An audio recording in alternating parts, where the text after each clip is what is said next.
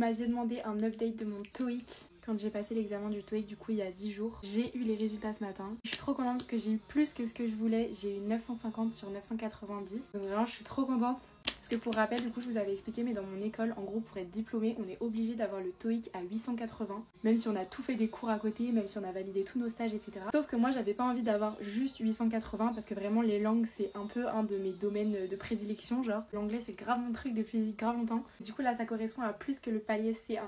Donc je suis vraiment trop contente. Avant que tous les haters s'aigrient viennent me dire oui enfin c'est que le TOEIC, c'est pas si compliqué le TOEIC et tout. Je sais que c'était pas compliqué parce que la preuve en est, je n'ai pas eu besoin du tout de réviser. Parce que d'ailleurs je ne savais pas que je passais le TOEIC ce jour-là, 2 jours avant encore. Donc j'ai dû un peu le faire en last minute. Mais je suis quand même fière d'avoir ma petite certification et honnêtement sur mon CV c'est surtout que c'est genre un plus de fou.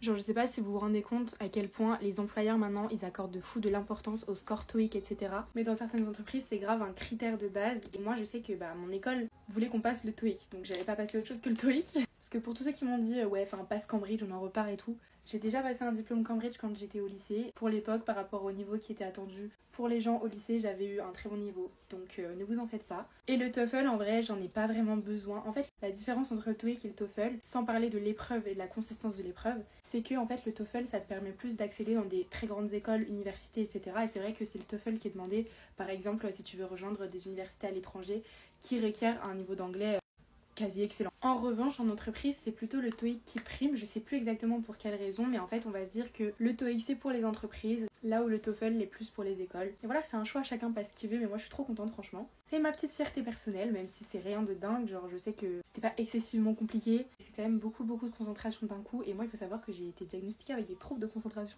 il y a plusieurs années déjà et du coup c'est vrai que moi les épreuves où il faut vraiment être concentré sans décrocher pendant une seule seconde, ce qui était vraiment le cas parce que t'as vraiment 0 minute de pause. C'est vrai que sur les trucs comme ça c'est vrai que parfois je peux un petit peu flop même si pour autant mon niveau est bon. Je sais que j'aurais pu rater à cause de la concentration parce que j'ai tendance dans les examens, d'un coup je m'accorde une pause et je regarde autour de moi et je ne fais rien, genre mais rien du tout et c'est très problématique. Et en l'occurrence j'ai vraiment réussi à essayer de me focus et j'ai de la chance c'est que moi je lis très vite. Que ce soit en français ou en anglais, je lis très vite et j'assimile très vite.